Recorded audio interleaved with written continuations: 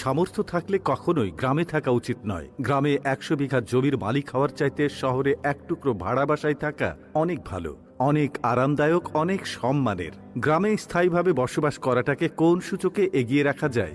আসলে এখানে বেশিরভাগ মানুষ এতটাই টক্সিক যে তারা নিজেদের ব্যক্তিগত জীবনের চাইতে আপনার জীবন নিয়ে বেশি চিন্তিত।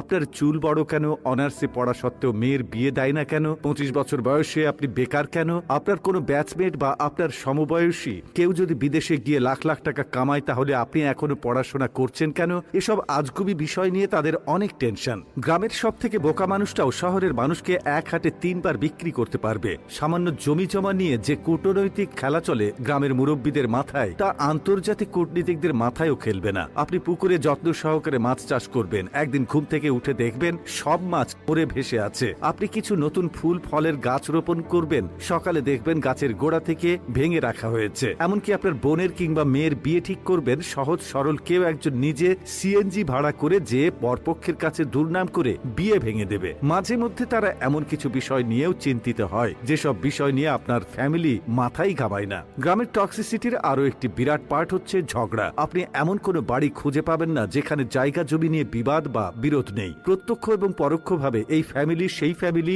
একজন আরেকজনের সাথে ঝগড়ায় লেগেই থাকে। ১ ইঞ্চি জায়গা জমি নিয়ে মামলা মোকদ্দমা, অশ্লীল ভাষায় গালি, মাথা ফাটি চলতেই থাকে হর হামেশাই। এইজন ওইজনের নামে গোপনে প্যাঁচ লাগিয়ে ঝগড়া বাঁধিয়ে দেওয়া, কাউকে পছন্দ না হলে তাকে নিয়ে গ্রামের জনে জনে কুৎসা রটনা করা, এমনকি বিবাহের প্রস্তাব আসলেও গোপনে প্যাঁচ লাগিয়ে দেওয়া যেন গ্রামের মানুষের নিত্যদিনের কাজ। গ্রামের বেশিরভাগ মানুষ এতটা অজ্ঞ যে তারা সফটওয়্যার ইঞ্জিনিয়ার বোঝে না, ইলেকট্রিক্যাল ইঞ্জিনিয়ার বোঝে না, এমনকি এমবিবিএস ডাক্তার মানেও তারা বোঝে না। তাদের কাছে সরকারি চাকরি মানেই পুলিশ হোক সে কনস্টেবল, আর্মি হোক সে সৈনিক, পিয়ন কিংবা প্রাইমারি স্কুলের শিক্ষক, এগুলোই তাদের কাছে সরকারি চাকরির মানদণ্ড। একজন নার্সকে তারা যেমন ভাবে ডাক্তার ভাবে, তেমনি ভাবেই একজন সরকারি মেডিকেল এমবিবিএস বা অন্যান্য ডাক্তারি ডিগ্রিধারীদেরকেও তারা একই রকম মনে করে। তাদের কাছে আপনি সরকারের কততম গ্রেডের চাকরি করেন তার চাইতে বেশি ইম্পর্ট্যান্ট আপনি প্রাইভেট জব করেন নাকি গভর্নমেন্ট। আপনি প্রাইমারি স্কুলের পিয়ন হলেও হয়তোবা তারা মেয়ে বিয়ে দিতে চাইবে, কিন্তু যদি শোনে আপনি প্রাইভেট কোম্পানির চাকরি করেন,